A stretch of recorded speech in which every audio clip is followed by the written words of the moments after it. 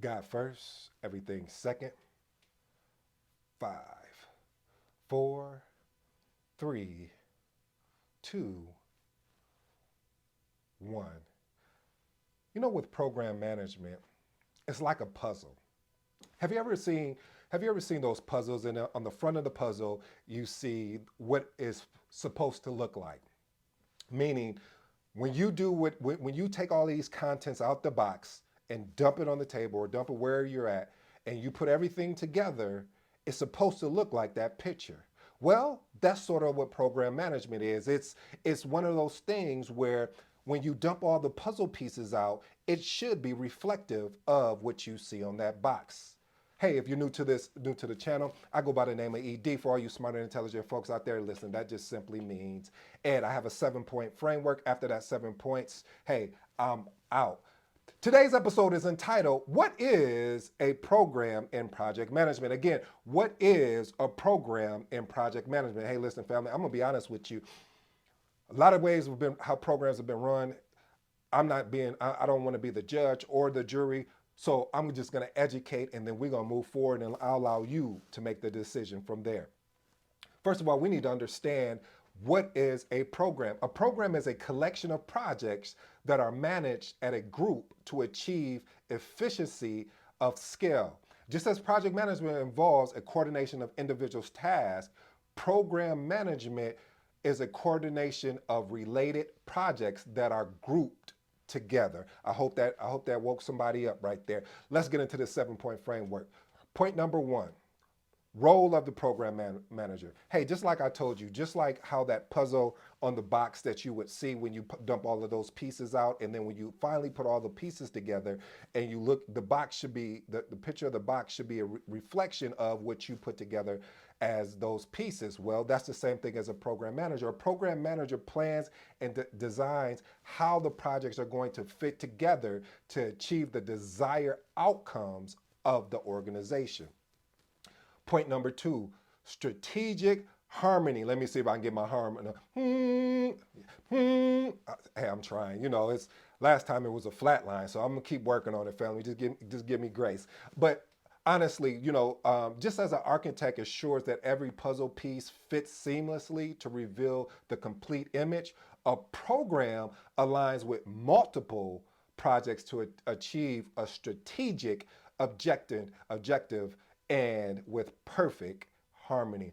Okay, that was the last one, I promise. No, I don't. All right, point number three, complex arrangements. Listen, there are so many complexities when being in a program.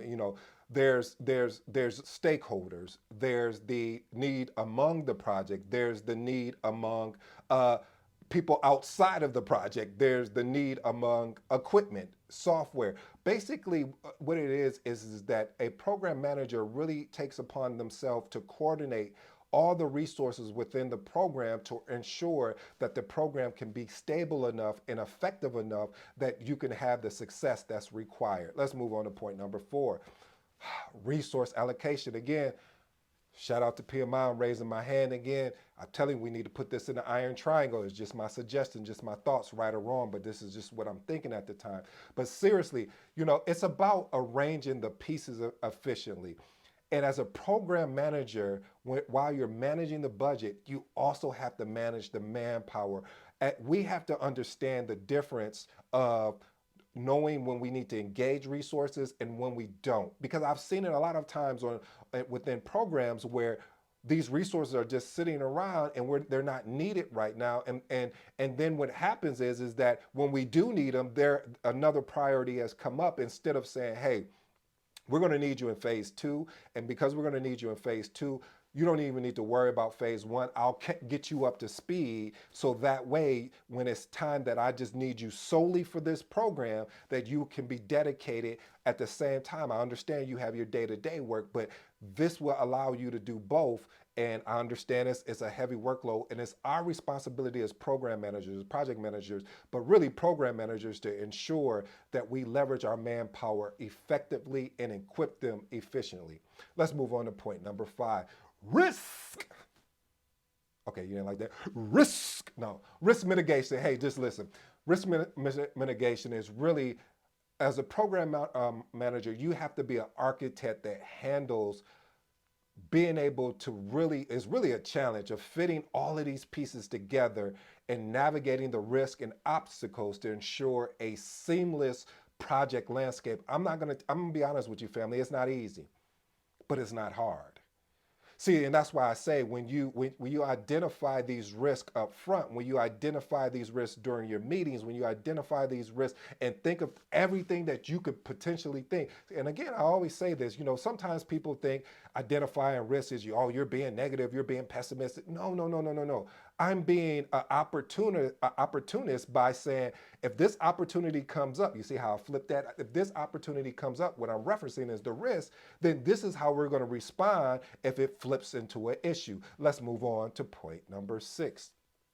You have to understand, family, it's like a movie picture. So I'm going to call point number 6, realizing the complete picture.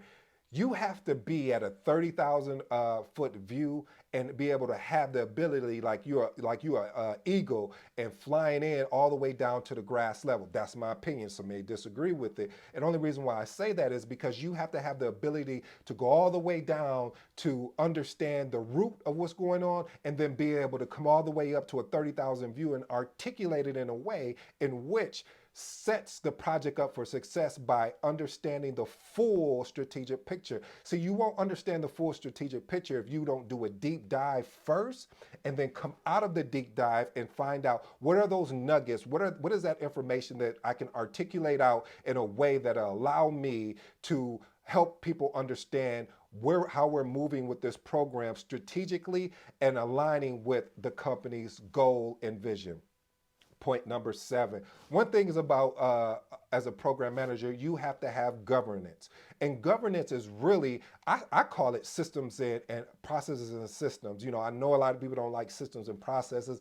They like to go all willy-nilly. But listen, family, systems and processes is going to save you a lot of headache. When you are documenting, the slogan here, documentation beats conversation. So having governance, having structure, having guidelines ensures that you will have success in your project. Let's move on to point number 8, continuous refinement.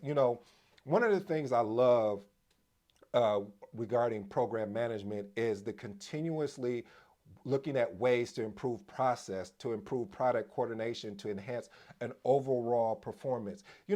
It's frustrating when you know that this is not working and you keep pushing and pushing and like, well, and they're like, well, no, we're going to do it this way. Or if you really want to get under my skin, just tell me 30 ways of how it's not going to work, why it won't work, instead of saying, let me find a couple that will work. You'll hear that a lot, especially in the program management space. Everyone would tell you, the majority would tell you the reason why something won't work, but they can't give you one or two why they can work. So having the ability to shift the mindset of the team, having the ability to shift the mindset of the organization is key. Because if you're unable to shift the mindset, you will have team members who are disgruntled. You will have team members, or I should say stakeholders, who are disgruntled. You have stakeholders that are not engaged because of the fact that you are not empowering them. That is your job as a program manager, to empower them, to show them the bigger picture, and then take the bigger picture and condense it down into small bite sizes so they can understand where you're at, where you plan to go, and what's the end goal.